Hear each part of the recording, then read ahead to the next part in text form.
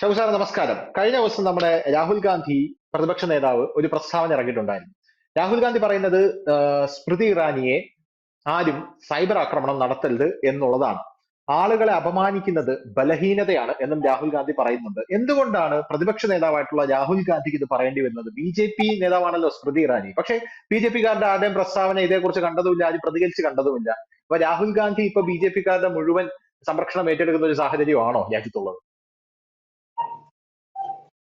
നോക്കൂ, dog whistle politics എന്നൊരു പ്രയോഗമുണ്ട്.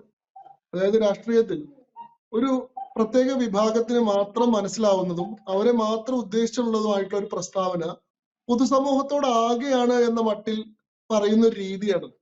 കേട്ടു കഴിഞ്ഞാൽ അതൊരു ജനറൽ പ്രസ്താവനയായിട്ടേ തോന്നുള്ളൂ. പക്ഷെ അതിന്റെ യഥാർത്ഥ ഇന്റന്റഡ് ഓഡിയൻസ് എന്ന് പറയുന്നത്, അതിന്റെ ലക്ഷ്യം വെക്കുന്ന കമ്മ്യൂണിറ്റി എന്ന് പറയുന്നത് വളരെ ചെറിയൊരു സമൂഹമായിരിക്കും. അവർക്കുള്ള ഒരു വളരെ സീക്രട്ട് ആയിട്ടുള്ള ഒരു മെസ്സേജാണ്.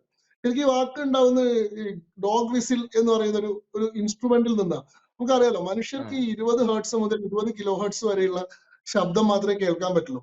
അതിന്റെ മുകളിലുള്ള ശബ്ദമൊക്കെ നമുക്ക് അൾട്രാസോണിക് ആണ്. നേരെ തിരിച്ച് നായ്ക്കൾക്ക് 45 കിലോ ഹേർട്സ് വരെയുള്ള ശബ്ദം കേൾക്കാൻ പറ്റും. അപ്പോ ഈ വിദ്യ ഉപയോഗിച്ചുകൊണ്ട് ഫ്രാൻസിസ് ഗാൾട്ടൺ എന്ന് പറയുന്ന ആള് 1876 ഒരു ഇൻസ്ട്രുമെന്റ് ഉണ്ടാക്കി. 25 കിലോ ഹേർട്സ് മുതൽ 45 കിലോ ഹേർട്സ് വരെയുള്ള ശബ്ദം പുറപ്പെടുവിക്കുന്ന ഒരു യന്ത്രമാണ്. ആ വിസിൽ വിളിച്ചു കഴിഞ്ഞാൽ മനുഷ്യർക്ക് ശബ്ദമൊന്നും കേൾക്കില്ല, പക്ഷെ നായ്ക്കൾക്ക് ഈ ശബ്ദം കേൾക്കും. ഇതിന്റെ ഇന്റൻസിറ്റിയും ഫ്രീക്വൻസി അനുസരിച്ചിട്ട് ഇവരുടെ പെരുമാറ്റം മാറിക്കൊണ്ടിരിക്കും. ഇതിന്റെ ഒരു രാഷ്ട്രീയ പ്രയോഗത്തെയാണ് നമ്മൾ ഈ ഡോഗ് വിസിൽ പൊളിറ്റിക്സ് എന്ന് പറയാം. നോക്കൂ, ഇപ്പൊ രാഹുൽ ഗാന്ധി യാതൊരു പ്രകോപനവും ഇല്ലാതിരിക്കുന്ന, യാതൊരു പശ്ചാത്തലം ഇല്ലാതിരിക്കുന്ന ഒരു സാഹചര്യത്തിൽ ഒരു ഒരു ഒരു പ്രഖ്യാപനം അവിടെ നടത്തുകയാണ്: ആരും സ്മൃതി ഇറാനിയെ സൈബർ അറ്റാക്ക് ചെയ്യരുത്. ഇവിടെ സൈബർ അറ്റാക്ക് ആരെങ്കിലും ചെയ്തുകൊണ്ടിരിക്കുന്നുണ്ടോ? നിലവിൽ സ്മൃതി ഇറാനി നിരന്തരമായിട്ടുള്ള സൈബർ അറ്റാക്കിന് വിധേയമായിക്കൊണ്ടിരിക്കുകയാണോ? അല്ല, വളരെ ശാന്തമായിട്ടുള്ള ഒരു അന്തരീക്ഷത്തിൽ ഇരുന്നുകൊണ്ടാണ് പറയുന്നത് ആ നിൽക്കുന്നവൻ കള്ളനാണെങ്കിലും അവനെ ആരും തല്ലിക്കൊല്ലരുത്. അങ്ങനെ പറയുമ്പോഴാണ് അയാൾ കള്ളനാണെന്നും അയാളെ തല്ലിക്കൊല്ലാവുന്നതാണെന്നൊരു സാധ്യത ജനക്കൂട്ടത്തിന്റെ മനസ്സിലുണ്ടാവുന്നത്. ഇവിടെ തെരഞ്ഞെടുപ്പിന്റെ റിസൾട്ട് നമുക്കറിയാലോ, മെയ് 5-ാം തീയതി ആയപ്പോഴേക്കും വന്നു. അത് കഴിഞ്ഞിട്ട് ഇപ്പൊ ഒരു മാസത്തോളം, ജൂൺ 5-ാം തീയതി വന്നു. അതിനുശേഷം ഇപ്പൊ നമ്മൾ സംസാരിക്കുമ്പോഴേക്കും 1.5 മാസത്തോളം കഴിഞ്ഞിരിക്കുന്നു. ഈ സ്മൃതി ഇറാനിയുടെ അമേഠിയിലെ പരാജയത്തിന്റെ ഒരു ഇമ്പാക്ട് ഒക്കെ ഒരുപക്ഷെ സോഷ്യൽ മീഡിയയിൽ ആ ചർച്ചയൊക്കെ കെട്ടടങ്ങി കഴിഞ്ഞിട്ടുള്ള സമയമാണ്. റിസൾട്ട് വന്നിട്ട് ആദ്യത്തെ 1-2 ആഴ്ചയൊക്കെ സ്മൃതി ഇറാനിയുടെ തെരഞ്ഞെടുപ്പ് പരാജയം വലിയ അളവിൽ ചർച്ച ചെയ്യപ്പെട്ടിരുന്നു.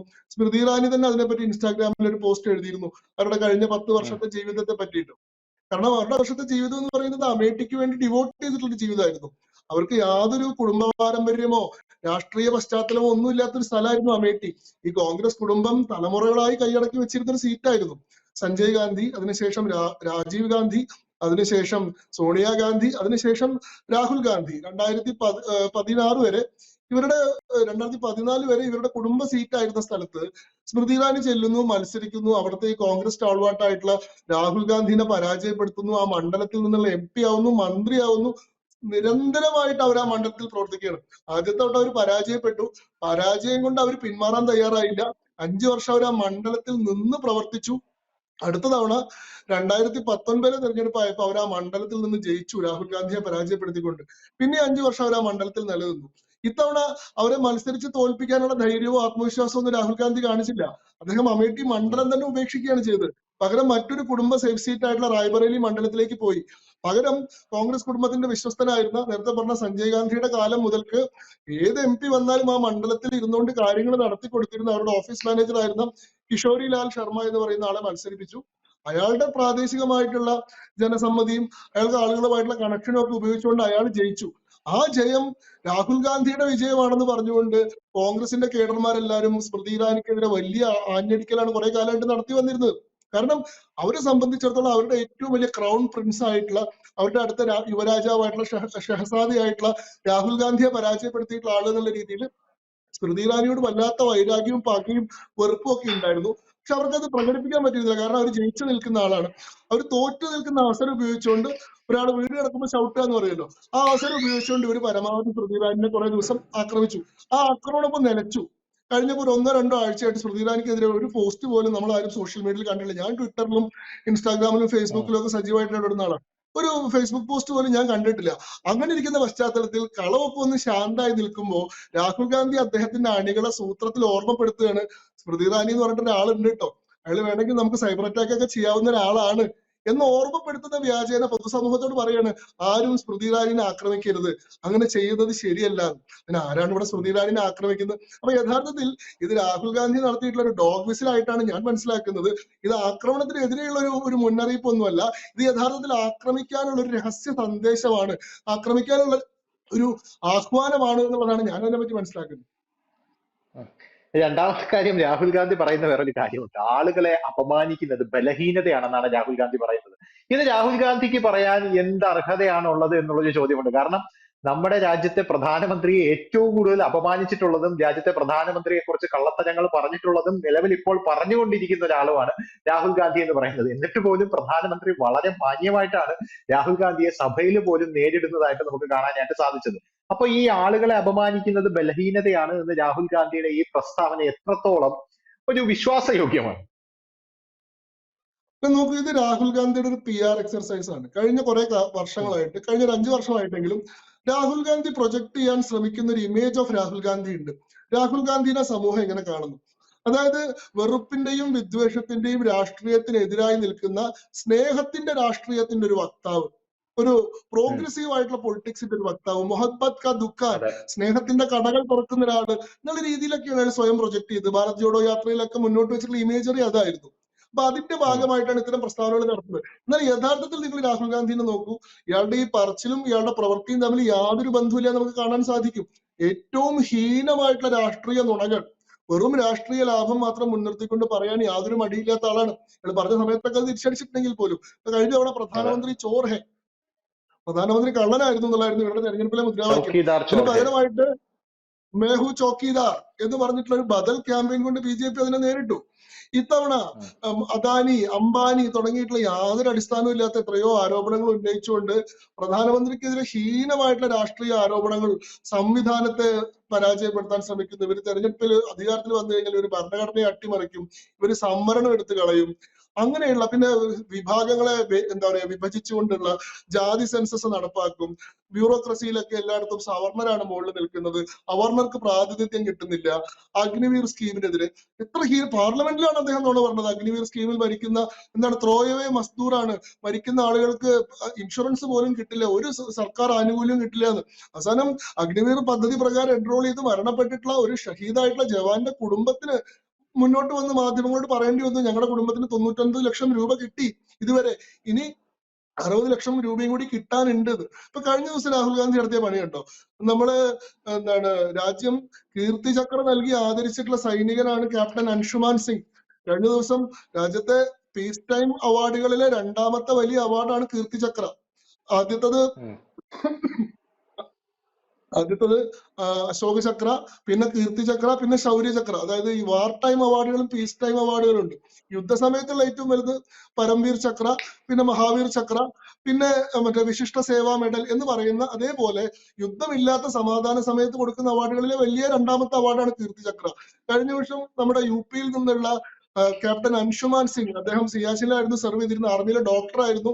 അവിടെ ഷോർട്ട് സർക്യൂട്ട് മൂലം തീപിടുത്തം ഉണ്ടായപ്പോ സ്വന്തം ജീവൻ പോലും ബലി കഴിച്ചുകൊണ്ട് ധാരാളം ആളുകളെ തീപിടുത്തത്തിൽ നിന്ന് രക്ഷിച്ചതിന്റെ പേരിൽ അദ്ദേഹത്തിന് കീർത്തി ചക്ര കൊടുത്തു. അദ്ദേഹത്തിന്റെ അമ്മയും അദ്ദേഹത്തിന്റെ ഭാര്യയും കൂടിയിട്ടാണ് രാഷ്ട്രപതി ദ്രൗപദി മുർമുവിൽ നിന്ന് ആ അവാർഡ് സ്വീകരിച്ചത്. വളരെ നന്നായിട്ടാണ് ആ അവാർഡ് മേടിച്ചതിന് ശേഷവും ഈ കുടുംബമൊക്കെ മാധ്യമങ്ങളോടാണെങ്കിലും മറ്റുള്ള ആളുകളോടാണെങ്കിലും ഒക്കെ പ്രതികരിച്ചിരുന്നത് എങ്ങനെയാണെന്ന് നോക്കൂ. രാജ്നാഥ് സിംഗ് എല്ലാ സഹായവും ഞങ്ങൾക്ക് ചെയ്തു, ഞങ്ങൾ വിളിക്കുമ്പോഴെല്ലാം അദ്ദേഹം അവൈലബിൾ ആയിരുന്നു, എന്ത് കാര്യങ്ങൾ ചോദിച്ചാൽ അദ്ദേഹം ചെയ്യുമായിരുന്നു. രാഷ്ട്രപതിനെ ഞങ്ങൾ കണ്ടു, രാഷ്ട്രപതിയോട് എനിക്ക് നേരിട്ട് സംസാരിക്കണം എന്ന് പറഞ്ഞു, രാഷ്ട്രപതി സംസാരിക്കാനുള്ള സൗകര്യം ചെയ്തു തന്നു. ഇങ്ങനെയൊക്കെ പറഞ്ഞിരുന്ന ആള് കഴിഞ്ഞ ദിവസം രാഹുൽ ഗാന്ധി ഇവരുടെ കുടുംബത്തിനെ പോയി കണ്ടു. കുടുംബത്തിനെ പോയി കണ്ടതിന് ശേഷം ഇവരുടെ പ്രതികരണങ്ങൾ എങ്ങനെ മാറി നോക്കൂ. ഇവർ അഗ്നിവീർ സ്കീമിനെതിരെ സംസാരിക്കുന്നു, ഇവര് സൈന്യത്തിലെ എന്താണ് നിയറസ്റ്റ് കിൻ ഡോക്ടറിൻ NKD എന്ന് പറയുമല്ലോ, ആർക്കാണ് മരിച്ചു കഴിഞ്ഞാൽ അടുത്തതായിട്ട് അവകാശം കിട്ടേണ്ടത്. ആ കുടുംബം, സ്വന്തം മകൻ രക്തസാക്ഷിയായിട്ട് രാജ്യത്താൽ ആദരിക്കപ്പെട്ട ഒരു കുടുംബം വളരെ മോശമായിട്ട് മാധ്യമങ്ങൾക്ക് മുന്നിൽ വന്ന് സ്വന്തം മരുമകളെ പറ്റി, വിധവയായിട്ടുള്ള മകന്റെ ഭാര്യയെ പറ്റി വളരെ മോശമായി സംസാരിക്കുന്നു. ഈ നിയറസ്റ്റ് കിൻ ഡോക്ടറിൻ ശരിയല്ല, ഒരു പട്ടാളക്കാരൻ മരിച്ചു കഴിഞ്ഞിട്ടുണ്ടെങ്കിൽ എന്താണ് എല്ലാ ഈ പറയുന്ന പോലത്തെ അലവൻസുകളും അയാളുടെ ഭാര്യയ്ക്ക് മാത്രം കൊടുക്കുന്നത് ശരിയല്ല. അച്ഛനും അമ്മയ്ക്കും അതേപോലെ തുല്യമായിട്ട് അവകാശമുണ്ട്. അതുപോലെ തന്നെ സാമ്പത്തിക സഹായം കൊടുക്കുമ്പോൾ ഞങ്ങൾക്കും അതിലൊരു പങ്ക് തരണം. അതേപോലെ തന്നെ കീർത്തിചക്ര തരുമ്പോൾ ഞങ്ങൾക്കാണ് അത് സൂക്ഷിക്കാനുള്ള അധികാരം ഉള്ളത്. ഈ ഭാര്യ എന്ന് പറഞ്ഞാൽ നാളെ വേറൊരു വീട്ടിലേക്ക് പോകുന്ന ആളാണ്. ഒരു വേണമെങ്കിൽ നാളെ വേറെ കല്യാണം കഴിക്കാൻ സാധ്യതയുണ്ട്. ഞങ്ങളാണ് എല്ലാ കാലത്തും ഇവന്റെ ഓർമ്മയിൽ ജീവിക്കുന്ന ആൾക്കാർ. അപ്പോ ബഹു പൈസയിലേക്ക് ഭാഗ് ഗയി എന്നൊക്കെയാണ് അവർ പറയുന്നത്. ഇത് ആരാണ് ഇവർക്ക് പഠിപ്പിച്ചു കൊടുക്കുന്നത്? ഇവര് പറയുന്നത് ഞങ്ങൾ രാഹുൽ ഗാന്ധിയോട് സംസാരിച്ചു, രാഹുൽ ഗാന്ധി വളരെ ഗൗരവമായിട്ട് ഈ വിഷയം ഏറ്റെടുക്കാമെന്ന് പറഞ്ഞിട്ടുണ്ട്. രാഹുൽ ഗാന്ധി രാജ്നാഥ് സിംഗിനോട് ഈ വിഷയം സംസാരിക്കാമെന്ന് പറഞ്ഞിട്ടുണ്ട്. ഈ നിയറസ്റ്റ് കിൻ എന്ന് പറയുന്ന പരിപാടി മാറ്റം വരുത്തും. ഇനി മുതൽ അച്ഛനും അമ്മയ്ക്കും ആയിരിക്കും ഒരു പട്ടാളക്കാരൻ മരിച്ചു കഴിഞ്ഞാൽ അയാളുടെ മറ്റേ ഇത് കിട്ടുക. അതായത് മര്യാദയ്ക്ക് നടന്നു പോകുന്ന മാന്യമായി ജീവിക്കുന്ന ഒരു കുടുംബത്തിൽ കയറി ചെന്ന് കുത്തിത്തിരിപ്പുണ്ടാക്കിയിട്ട് എന്താണ് അമ്മായിയമ്മേനെയും മരുമകളെ രണ്ട് വഴിക്കാക്കിയിട്ട് ഒരു ജവാന്റെ കുടുംബം, ഒരു രക്തസാക്ഷിയുടെ കുടുംബം സമൂഹത്തിന് മുന്നിൽ, മാധ്യമങ്ങൾക്ക് മുന്നിൽ വന്ന് വെളുപ്പലക്കുന്ന അവസ്ഥ ഉണ്ടാക്കിയിട്ടുണ്ടെങ്കിൽ ഇയാൾ എന്തൊരു വിഷാണെന്നാണ് ഞാൻ ആലോചിക്കുന്നത്. എന്നിട്ട് പറയുന്നത് എന്താ, മുഹമ്മദ് കെ ദുഃഖാനാണ്, സ്നേഹത്തിന്റെ കടയാണ്. രാഹുൽ ഗാന്ധി രാജ്യത്ത് വെറുപ്പും വിദ്വേഷവുമാണ് വിതച്ചുകൊണ്ടിരിക്കുന്നത് വളരെ സട്ടിലായിട്ട്. ഇപ്പോഴും പല ആളുകളും അയാളെ ഒരു എന്താണ് ഒരു ഒരു ഒരു വിവരമില്ലാത്ത ഒരാളായിട്ടോ, കുറച്ച് എന്താണ് പക്വത ഇല്ലാത്ത ഒരാളായിട്ടോ, കുറച്ച് കുട്ടിക്കളിയുള്ള ഒരാളായിട്ടോ, അങ്ങനെ കുറച്ച് എന്താണ് ഒരു വലിയ ഗൗരവത്തിൽ എടുക്കാതെ ഒരു ഒരു എന്താ പറയുക ഒരു പരിഗണനയോട് കൂടിയിട്ടാണ് കണക്കാക്കി കണ്ടിട്ടുള്ളത്. പക്ഷെ അത് ശരിയല്ല. യഥാർത്ഥത്തിൽ രാഹുൽ ഗാന്ധി വിവരം കുറഞ്ഞിട്ടുള്ള ആളല്ല, അയാൾ ഭയങ്കര ഡേഞ്ചറസ് ആയിട്ടുള്ള ഒരാളാണെന്നുള്ളത്. ഞാൻ കഴിഞ്ഞ തവണയും നമ്മൾ രാഹുൽ ഗാന്ധിയുമായിട്ട് ബന്ധപ്പെട്ട വിഷയം സംസാരിച്ചപ്പോൾ ഞാൻ പറഞ്ഞു, രാഹുൽ ഗാന്ധിനെ നമ്മൾ ഇനി അങ്ങനെ പപ്പു, അമൂൽ ബേബി എന്നൊക്കെ പറയുന്ന പോലെ പരിഗണിക്കുന്നതിന്റെ കാലം കഴിഞ്ഞുപോയി. കാരണം രാഹുൽ ഗാന്ധിക്ക് കിട്ടുന്ന മെന്ററിങ്, രാഹുൽ ഗാന്ധിക്ക് കിട്ടുന്ന കോച്ചിങ് ഒക്കെ അങ്ങനത്തെയാണ്. അയാൾ ന്യൂയോർക്കിൽ പോകുമ്പോൾ അയാൾ സോറോസുമായി ബന്ധപ്പെട്ട ആളുകളെയാണ് കാണുന്നത്. അയാളുടെ ഉപദേഷ്ടാക്കൾ എന്ന് പറയുന്നത് ഈ പറയുന്ന സാം പിത്രോദയെ പോലെയുള്ള ആളുകളാണ്. ഇവിടെ ഇയാളെ ഇന്ത്യയിലുള്ള ഇയാളുടെ രാഷ്ട്രീയം ഡിസൈഡ് ചെയ്യുന്നത് ഈ എന്താണ് ഭാരത് കെ ബർബാദി തക് ജംഗ് രഹെങ്കെ, ഭാരത് തേരെ ടുക്കടെ ഹോങ്കെ ഇൻഷാ അള്ളാ എന്നൊക്കെ മുദ്രാവാക്യം വിളിക്കുന്ന JNU സ്കോളേഴ്സും ഐസയിലെ എക്സ്ട്രീം ലെഫ്റ്റിസ്റ്റുകളുമാണ് രാഹുൽ ഗാന്ധിയുടെ ഉപദേശകരായിട്ട് അയാളുടെ രാഷ്ട്രീയത്തെ നിശ്ചയിക്കുന്നത്. ഇയാള് ഹിന്ദു സമൂഹത്തെ വിഭജിക്കുക എന്ന് പറയുന്ന അജണ്ടയായിട്ടാണ് ജാതി സെൻസസ് എന്ന് പറയുന്ന വിഷയം ഏറ്റെടുത്തിട്ടുള്ളത്. അപ്പൊ വളരെ ഡേഞ്ചറസ് ആയിട്ടുള്ള, ക്രുക്കഡ് ആയിട്ടുള്ള, ഷ്രൂഡ് ആയിട്ടുള്ള പൊളിറ്റീഷ്യൻ ആയിട്ടാണ് രാഹുൽ ഗാന്ധിയെ കാണേണ്ടത്. അല്ലാണ്ട് ഒരു വിവരം കുറഞ്ഞ ആളാണെന്നുള്ള ആനുകൂല്യം ആൾക്ക് ഇനി കൊടുക്കാൻ സാധിക്കില്ല. വളരെ അപകടകാരിയായിട്ടുള്ള ഒരു പൊളിറ്റീഷ്യനാണ് അയാള്. അതുകൊണ്ട് അയാൾ ആ രീതിയിലുള്ള ശ്രദ്ധയോടും ജാഗ്രതയോടും കൂടി വേണം സമൂഹം കാണാൻ എന്നുള്ളതാണ് നമ്മൾ കഴിഞ്ഞ കുറെ കാലത്തെ രാഹുൽ ഗാന്ധിയുടെ പ്രകടനം. ഈ ഇപ്പൊ പാർലമെന്റിൽ വന്നിട്ട് ആദ്യത്തെ പ്രസംഗത്തിൽ രാഹുൽ ഗാന്ധി എന്താ ചെയ്തത്? നിങ്ങൾക്ക് ഓർമ്മയില്ല? രാഹുൽ ഗാന്ധി വന്ന് ശിവന്റെ ചിത്രം എടുത്ത് കാണിക്കുന്നു, അതേപോലെ ഗുരുനാനക്കിന്റെ ചിത്രം എടുത്ത് കാണിക്കുന്നു, അതേപോലെ യേശു ക്രിസ്തുവിന്റെ ചിത്രം എടുത്ത് കാണിക്കുന്നു. മതചിഹ്നങ്ങൾ പരസ്യമായിട്ട് പാർലമെന്റിൽ പ്രദർശിപ്പിക്കുകയാണ്. പാർലമെന്റിൽ ഒരു പ്ലക്കാർഡ് പോലും ഉയർത്താൻ പാടാത്ത സ്ഥലമാണ്. അവിടെ വന്ന് മതചിഹ്നങ്ങൾ എടുത്തു കാണിക്കുന്നു. എന്നിട്ട് ഈ മതങ്ങളുടെ എല്ലാം ആശയങ്ങൾ പേർന്ന് ഞങ്ങളാണ്. ശിവന്റെ കയ്യിൽ അഭയമുദ്രയുണ്ട്, കോൺഗ്രസിന്റെ ചിഹ്നം കൈപ്പത്തി അഭയമുദ്രയാണ്, ഗുരുനാനക്കിന്റെ കയ്യിൽ അഭയമുദ്രയുണ്ട്, അഭയമുദ്ര ഞങ്ങളുടേതാണ്, ഖാലിസ്ഥാനികളുടെ സപ്പോർട്ട് കൂടി ഞങ്ങൾക്ക് ഇരിക്കട്ടെ എന്ന് പറഞ്ഞിട്ട് ആ ഒരു സിഖ് സാധനം കൂടി പറയുന്നു. അതേപോലെ തന്നെ എല്ലാ മതങ്ങളിലും ഉള്ളത് ഈ പറയുന്ന അഭയമുദ്രയാണ്. കൃത്യമായിട്ട് മതചിഹ്നത്തിന്റെ ആനുകൂല്യം തന്റെ പാർട്ടിക്കാണെന്ന് പറയുന്നു. മറ്റൊരു ഹിന്ദുക്കളല്ല എന്ന് പറയുന്നു. ഹിന്ദു എന്ന് പറഞ്ഞു നടക്കുന്ന ആൾക്കാർ 24 മണിക്കൂറും വെറുപ്പും വിദ്വേഷവും പ്രചരിപ്പിച്ചുകൊണ്ടിരിക്കുന്നതുകൊണ്ട് ഹിന്ദു സമൂഹത്തെ മുഴുവൻ ആക്രമിക്കുന്നു. എന്നിട്ട് പ്രധാനമന്ത്രി മറുപടി പറയാൻ എണീക്കുന്ന സമയത്ത് അദ്ദേഹത്തെ സംസാരിക്കാൻ പോലും സമ്മതിക്കാതെ സഭയിൽ സമ്പൂർണ്ണമായിട്ട് അലങ്കോലം സൃഷ്ടിക്കുന്നു. ഒരു വാക്ക് പറഞ്ഞിട്ട് ഇവർക്ക് എതിരായിട്ടുള്ളതോ ഇവർക്ക് വിയോജിപ്പുള്ളതോ ആയിട്ടുള്ള ഒരു കാര്യം പറഞ്ഞതിന് ശേഷം ഇവര് ബഹളം വെച്ചാൽ നമുക്ക് മനസ്സിലാക്കാം. അങ്ങനെയല്ല, ഇവര് സംസാരിക്കാനേ സമ്മതിക്കുന്നില്ല. ഇവര് വന്ന് നിരന്തരമായിട്ട് ചോദ്യങ്ങൾ ചോദിക്കുന്നു, എന്നാൽ ഉത്തരങ്ങൾ ആവശ്യമില്ല എന്നുള്ളൊരു നിലപാട് സ്വീകരിക്കുന്നു, നിഷേധത്തിന്റെ നിലപാട് സ്വീകരിക്കുന്നു. ഒരു പ്രധാനമന്ത്രി സംസാരിക്കുമ്പോൾ കൂക്കി വിളിച്ചും ബഹളം വെച്ചും അലങ്കോലം സൃഷ്ടിക്കുന്നു. രാഹുൽ ഗാന്ധി തന്നെ കൂടെയുള്ള ആൾക്കാരോട് നടുത്തളത്തിലേക്ക് ഇറങ്ങാൻ ആഹ്വാനം ചെയ്യുകയാണ്. എന്നിട്ട് സ്പീക്കർ ഓം ബിർള രാഹുൽ ഗാന്ധിനെ ശാസിച്ചു, നിങ്ങളെ പോലത്തെ ഒരു ചുമതലയിൽ ഇരിക്കുന്ന ആൾ, കഴിഞ്ഞ തവണ നിങ്ങൾ പ്രതിപക്ഷ നേതാവല്ല, നിങ്ങൾക്ക് 55 സീറ്റ് ഉണ്ടായിരുന്നില്ല, പക്ഷെ ഇത്തവണ നിങ്ങൾ പ്രതിപക്ഷ നേതാവാണ്, നിങ്ങൾ ഉത്തരവാദിത്തപ്പെട്ട ഒരു സ്ഥാനത്ത് ഇരിക്കുന്ന ഒരാളാണ്. അങ്ങനെയുള്ള ഒരാൾ ഇത്തരത്തിലുള്ള മോശം പെരുമാറ്റം സഭയിൽ നടത്തരുത്, അണികളെ നടുത്തളത്തിലേക്ക് ഇറങ്ങാൻ നിങ്ങൾ ആഹ്വാനം ചെയ്യരുതെന്ന് പറഞ്ഞു. ഇയാൾ ഇവിടെ ഇരുന്നുകൊണ്ട് ആളുകളോട് പറയണം, അവിടെ പോയിട്ട് അലമ്പുണ്ടാക്കുന്നു പറയാണ്. ഇത് സഭാ ടിവിയിൽ നമുക്ക് കൃത്യമായിട്ട് കാണാൻ സാധിക്കുന്നുണ്ട്.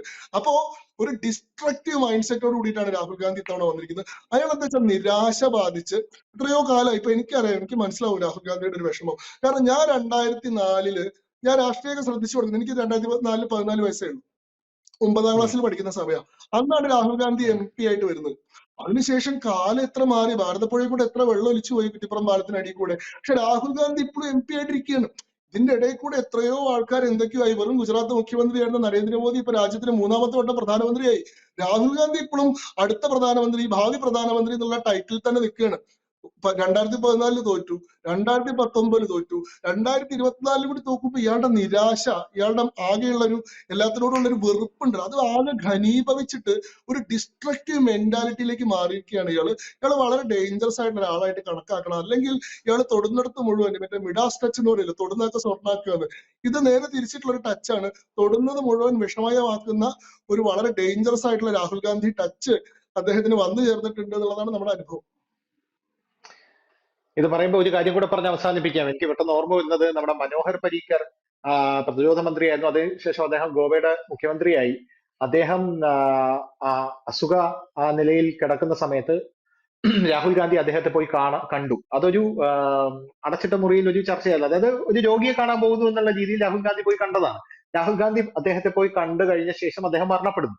അദ്ദേഹം മരണപ്പെട്ട ശേഷം രാഹുൽ ഗാന്ധിയും ഇദ്ദേഹവുമായിട്ട് സ്വകാര്യമായിട്ട് നടത്തിയ ഒരു കൂടിക്കാഴ്ചയെ പോലും ഞാൻ പോയി കണ്ടപ്പോൾ അദ്ദേഹം പറഞ്ഞത് പ്രധാനമന്ത്രി നരേന്ദ്രമോദിയുടെ ഭരണം ശരിയില്ല, ഞാൻ ഇതിനെ എതിർക്കുന്നു എന്നുള്ള രീതിയിലൊക്കെയാണ്. പക്ഷെ മനോഹർ പരീക്കർ ആ സമയമായപ്പോഴേക്കും മരണപ്പെട്ടിരുന്നു.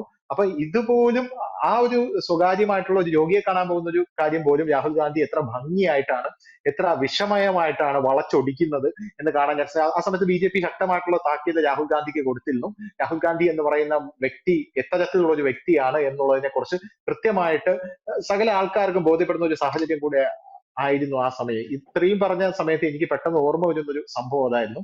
രാഹുൽ ഗാന്ധി പ്രധാനമന്ത്രി നരേന്ദ്രമോദി പറഞ്ഞതുപോലെ ബാലൻ ബുദ്ധിയാണ് എന്നുള്ള കാര്യത്തിൽ യാതൊരുവിധ തർക്കവുമില്ല. പക്ഷേ ഇപ്പോ അദ്ദേഹം പ്രോഗ്രസ് ചെയ്തിരിക്കുന്നു അതിൽ നിന്നും. കാരണം ഒരു ബാലകന്റെ കയ്യിൽ ഒരു പ്രതിപക്ഷ നേതൃസ്ഥാനം കിട്ടിക്കഴിഞ്ഞാൽ എത്തരത്തിലാണ് അത് ദുരുപയോഗം ചെയ്യപ്പെടുക എന്നുള്ള കാര്യം കൃത്യമായിട്ട് മനസ്സിലാക്കുന്ന രീതിയിലാണ് രാഹുൽ ഗാന്ധി മുന്നോട്ട് പോകുന്നത്. വരുന്ന ദിവസങ്ങളിൽ ഇതിനെ എങ്ങനെ നമ്മൾ നേരിടും എന്നുള്ളതാണ് ഏറ്റവും വലിയ ചോദ്യം. Okay, thank you sir. കൂടുതൽ വാർത്തകളും വിശേഷങ്ങളും നിങ്ങളിലേക്ക് എത്താൻ ABC മലയാളം സബ്സ്ക്രൈബ് ചെയ്യുക, ബെൽ ബട്ടണും അമർത്തുക.